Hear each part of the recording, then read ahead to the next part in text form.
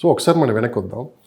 2001, 2002లో మీ career start చేశాను. అది గచ్చిబౌలిలో. అవునండి. సో అప్పుడే రీల్ అనేది ఇది స్టార్ట్ అయిపోయింది, రియల్ ఎస్టేట్ అనేది.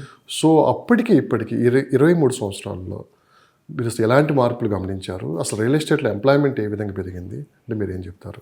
రియల్ ఎస్టేట్లో ఎంప్లాయ్మెంట్ వైజు ఎనార్మస్గా పెరిగిందండి. అంటే అన్ని రంగాల్లో రియల్ ఎస్టేట్లో మేజర్ క్వాంటమ్ మీ కన్స్ట్రక్షన్లోకి వెళ్తుంది. కన్స్ట్రక్షన్లోకి వెళ్తే కన్స్ట్రక్షన్ వర్కర్సు, లేబరు, ఇంజనీర్స్లు, సివిల్ ఇంజనీర్లు, ఆర్కిటెక్ట్లు ఇవి ఒక విధంగా పెరిగింది. దాంతోపాటు మీకు ఇంటీరియర్ వర్క్స్ చేసేవాళ్ళు బోలంత మంది పెరిగారు. సో నెంబర్ ఆఫ్ ప్రాజెక్టులు పెరగడం వల్ల ఈ నెంబర్ ఆఫ్ ప్రాజెక్టులో మార్కెటింగ్ పర్సన్స్ ఎక్కువ అయ్యారు. సో ఇది వరకు ఒక ప్రాజెక్ట్లో ఒక 100 అపార్ట్మెంట్లు ఉన్న ప్రాజెక్ట్లో ఒక పర్సన్, 2 పర్సన్స్, లేదా మీరు ఒకవేళ ఇది వరకు మనం నేను చెప్తున్న 20 సంవత్సరాల క్రితం చూసుకుంటే 5 ఫ్లోర్ల బిల్డింగ్లు అన్నీ మనకు ఇప్పుడున్న హై రైజ్ బిల్డింగ్లు అనేవి లేవు. అన్ని చోట్ల 5 ఫ్లోర్ల బిల్డింగ్ మ్యాక్సిమం. 5 ఫ్లోర్ల బిల్డింగు అందులో 40 ఫ్లాట్లు 50 ఫ్లాట్లు ఉంటే ఎక్కువ. అంటే ఒక 1 ఏకర్లో 5 ఫ్లోర్ల బిల్డింగ్ చేయడం అంటే అప్పట్లో జనప్రియానో మంజీరానో ఈ కంపెనీలు ఉండేవి. వీళ్ళు పెద్ద పెద్ద ప్రాజెక్టులు చేయడం అనేది అప్పట్లో 1-2 మార్కెటింగ్ వాళ్ళు ఉండేవారు. లేదంటే 5 ఫ్లోర్ల దానికి నాలాంటి సూపర్వైజర్లు ఉండరు. అంటే నేను సూపర్వైజర్ లేకపోతే సేల్స్కి ఎలా చూసుకున్నాను అప్పుడు అన్ట్రైన్డ్ పర్సన్ అలాగే ఉన్నాం. అప్పుడు నేను 2002లో స్టార్ట్ చేసినప్పుడు ఉన్నది అపార్ట్మెంట్లో అలాగే. సో అక్కడ నుంచి ఇప్పుడు ఈ gated communities, premium luxury apartments, లేకపోతే విల్లాసు, లేఅవుట్ ప్రాజెక్టులు, ఒక్కొక్క దానికి మీకు ఛానల్ పార్ట్నర్స్, అదేవిధంగా ప్రొఫెషనల్గా చాలామంది ఏజెంట్స్ ఉన్నారు. మనకు రెరా రిజిస్ట్రేషన్లోనే, రెరా వెబ్సైట్లోనే సుమారుగా 3000 పైన మంది రిజిస్ట్రేషన్ చేసుకున్న వాళ్ళ ఏజెంట్స్ ఉన్నారు ఇక్కడ హైదరాబాద్లో. అదే మీరు ముంబై ప్రాంతంలో చూస్తే 35 నుంచి 40,000 మంది ఓన్లీ ఏజెంట్స్ మాత్రమే రిజిస్టర్ చేసుకున్న వాళ్ళు ఉన్నారు. సో ఈ ప్రతి ప్రాజెక్టులో మళ్ళీ 3 నుంచి 5 అంటే sales executive, sales manager, receptionist, telecallers, plus CRM management, bank person ఇప్పుడు కస్టమర్కి అందుబాటులో సైట్లోనే ఉంటారు. అంటే బ్యాంక్ లోన్ కావాలి, ఆయన అన్ని బ్యాంకుల నుంచి లోన్ చేస్తారు, బ్యాంక్ పర్సన్ అందులోనే ఉంటారు. ఇంటీరియర్ చేసేవాడు కూడా అక్కడే ఉంటాడు. సో ఇంచుమించుగా ఒక ప్రాజెక్ట్లో 10 నుంచి 12 మంది ఎంప్లాయీస్, ఒక రీజనబుల్ ఒక 200 అపార్ట్మెంట్లు ఉన్న ప్రాజెక్ట్ ఏదైనా ఉంటే ఇంచుమించుగా 8 నుంచి 10 మంది తప్పకుండా ఎంప్లాయ్మెంట్ ఉంటారు. సో మీరు అలాగా హైదరాబాద్ చుట్టుపక్కల ఎన్ని ప్రాజెక్టులు వచ్చినాయో మీరు లెక్కేసుకోండి. అంటే సుమారుగా ఒక ఎకరంలోనే ఒక ఎకరం నుంచి 5 ఎకరాల్లోనే అంతమంది ఎంప్లాయ్మెంట్ ఉంటే నేను మాట్లాడుతున్న మార్కెటింగ్ ఎంప్లాయీస్. ఇవి కాక ఆ ప్రాజెక్టులో వర్క్ చేసే సివిల్ ఇంజనీర్స్ కానీ, వర్కర్స్ కానీ ఇవి. ప్లస్ ఇప్పుడు న్యూ టెక్నాలజీ పెరిగిపోవడం వల్ల ready mix plant, bricks, hollow bricks, ఇప్పుడు ఇంతకుముందు ఏంటంటే ఇటుక ఉండేది, ప్రతిదీ లింక్డ్. అంటే మేము ఇండైరెక్ట్గా ఏం చెప్తామంటే ఎప్పుడన్నా ట్రైనింగ్ సెషన్స్లో కానీ ఇలా చెప్పినప్పుడు real estate industry associated 250 industries అని చెప్తాం. మీరు ఒక డోర్ అనండి, ఒక ప్లైవుడ్ అనండి, ఒక ఫర్నిచర్ షాప్ అనండి, లేకపోతే ఒక ప్లంబింగ్ అనండి, ఒక ఎలక్ట్రికల్ అనండి, గీజరు, ఎనీథింగ్, ఏసీలు, ఇలాగా ఒక 250 అలైడ్ ఇండస్ట్రీస్ తోటి అసోసియేట్ అయిన industry real estate industry. So ఎప్పుడైతే మీకు ఒక ప్రాజెక్ట్ అనేది వస్తుందో ఈ 250 ఇండస్ట్రీస్ ఆటోమేటిక్గా యాక్టివేట్ అయిపోతుంది. ఏదో ఒక పార్ట్ ఎక్కడి నుంచో దగ్గర నుంచి రావాలి కదా, ఇటు నుంచి అటు నుంచి. సో లేబరు ఈ లాస్ట్ 20 ఇయర్స్లో లేబర్ అంటే డైరెక్ట్గా పనిచేసే లేబర్ కాస్ట్ అనేది చాలా అంటే యూసేజ్ అనేది తక్కువైపోయింది. ఇప్పుడు లేబర్ లేకుండా నడవదు, కంపల్సరీ ఉండాలి వర్కింగ్ లేబరు. సో ఇది లేకుండా ఇప్పుడు చాలా వరకు ఆటోమేషన్ అయిపోవడం వల్ల, చాలా వరకు ఈ కాంక్రీట్ స్లాబ్స్ డైరెక్ట్గా రెడీమేడ్ స్లాబ్స్ వచ్చేయడం వల్ల, ఫిట్టింగ్ దీనివల్ల, మెషినరీ పెరగడం వల్ల కొంచెం రెడ్యూస్ అయింది అంటే ఆ సెగ్మెంట్లో. బట్ అవి మళ్ళీ అలైడ్ సర్వీసెస్లో మళ్ళీ అడ్జస్ట్మెంట్ అయిపోయాయి. సో మనకు ఆటోమేషన్ అయ్యింది, అంతేవిధంగా బిజినెస్ ఎక్స్పాండ్ అయింది. చెప్పాలంటే 40 నుంచి 50 రెట్లు పెరిగింది బిజినెస్ ఈ లాస్ట్ 20 ఇయర్స్లో. సో గచ్చిబౌలిలో 2002లో స్టార్ట్ చేసినప్పుడు అక్కడ గచ్చిబౌలి జంక్షన్లో మహారాజా హోటల్ అనేది ఒకటి ఉండేది అంతే. సో భోజనం చేయాలంటే తిరిగి మళ్ళీ మాదాపూర్ రావాలి, లేదా అక్కడ నుంచి ఫిలిం నగర్ రావాలి, ఫిలిం నగర్ అన్నా రావాలి. ఫిలిం నగర్ అపోలో డౌన్లో ఉన్న రెస్టారెంట్ కానీ, లేదనంటే మాదాపూర్ రావాలి. మాదాపూర్ ఏ ఒక్క బిల్డింగ్ లేదు అప్పుడు ఆ టైంలో ఏం లేదు. సో లేదు అని అంటే మీకు రాయదుర్గ్ జంక్షన్లో, అంటే ఇప్పుడు ఢిల్లీ పబ్లిక్ స్కూల్ వెళ్ళే జంక్షన్ ఉంది కదా, అక్కడ దాబా అని ఉండేది. సో దాబా సెంటర్ అని అనేవారు దాన్ని. సో మరి మీరు స్టార్ట్ అయినప్పుడు గచ్చిబౌలిలో అన్నారు మీరు, ఆ ప్రాంతం అంతా చూసినప్పుడు మీరు అనుకున్నారా, డిసప్పాయింట్ అయ్యారా, అరే ఇదంతా ఎట్లా ఉంది, ఇక్కడ అమ్మమంటున్నారు ఏంటి పొజిషన్ అని? అంటే అప్పుడు మా గురువుగారు విజన్తో ఉన్నారా?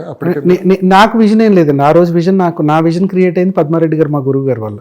లేకపోతే నాకు ఆ విజన్ క్రియేట్ అయ్యేది కదా. అప్పట్లో చంద్రబాబు నాయుడు గారిది అది మ్యాప్ వచ్చింది 2020 అని చెప్పేసి అని ఒక మాస్టర్ ప్లాన్ మ్యాప్ వచ్చింది ఏంటా మ్యాప్? 98 2000. అదే ఈ సైబరాబాద్ అనేది ఎలా డివిజన్ చేశారు, మాస్టర్ ప్లాన్ రోడ్స్ ఎలా చేశారు, ఈవెంట్ జోన్స్ కింద డివైడ్ చేశారు, కొత్త రోడ్స్ ఎలా ఫామ్ చేస్తారు. ఇంకా అప్పుడే ఆ టైంలోనే మీకు అవుటర్ రింగ్ రోడ్ ప్రపోజల్ కూడా అప్పుడే వచ్చింది. అంటే అక్కడ నుంచి స్టార్ట్ అవుతుంది.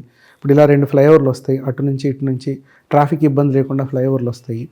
ఈ జోన్స్లో ఇది కమర్షియల్ జోను, ఇది పబ్లిక్ జోను, ఇక్కడ బస్ స్టాప్ వస్తుంది, ఇక్కడ కరెక్ట్గా రోడ్ వచ్చి పైనుంచి రోడ్ వచ్చి తగులుతుంది, ఇక్కడ ల్యాండ్ కొంటే ఈ ల్యాండ్ రోడ్లో పోతుంది. మీరు నమ్మారా మాస్టర్ ప్లాన్ అప్పట్లోనే? ముందు ఒక 5 సంవత్సరాలు నమ్మలేదు, నాకు ఆ అవగాహన రాలేదు.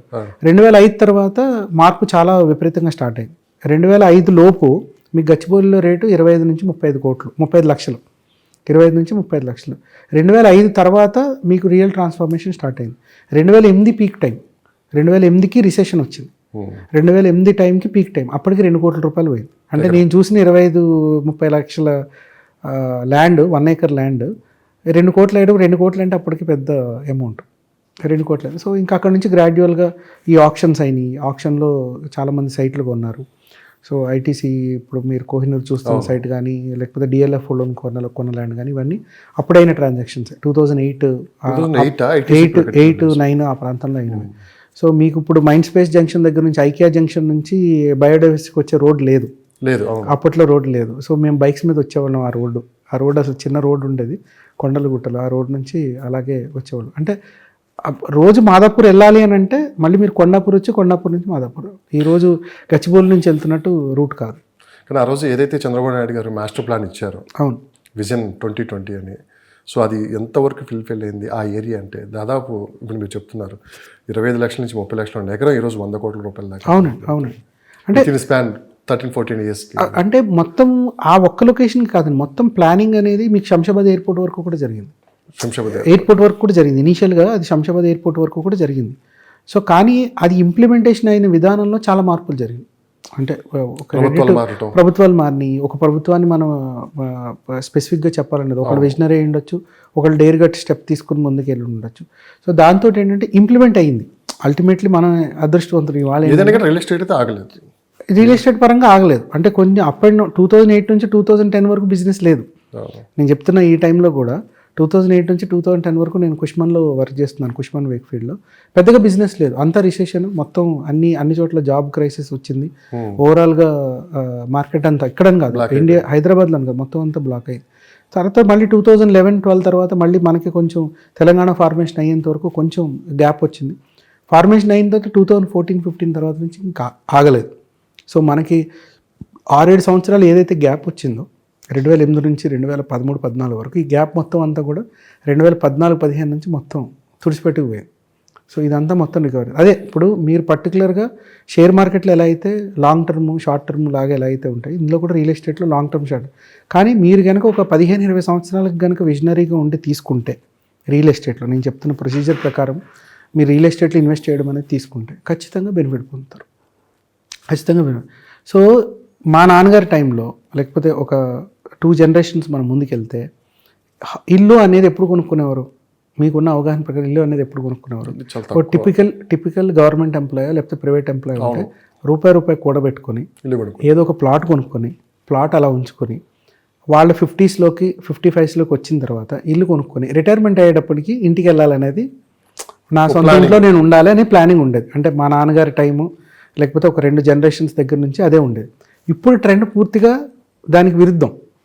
జాబ్ వచ్చిన 2వ సంవత్సరమే ఇల్లు కొనాలి, ఫస్ట్ ఇల్లు కొనాలి, ఇల్లు కొంటేనే పెళ్ళి, ఇల్లు కొంటేనే పెళ్ళి అవుతుంది, ఇల్లు కొంటేనే మీరు సెటిల్ అయినట్టు.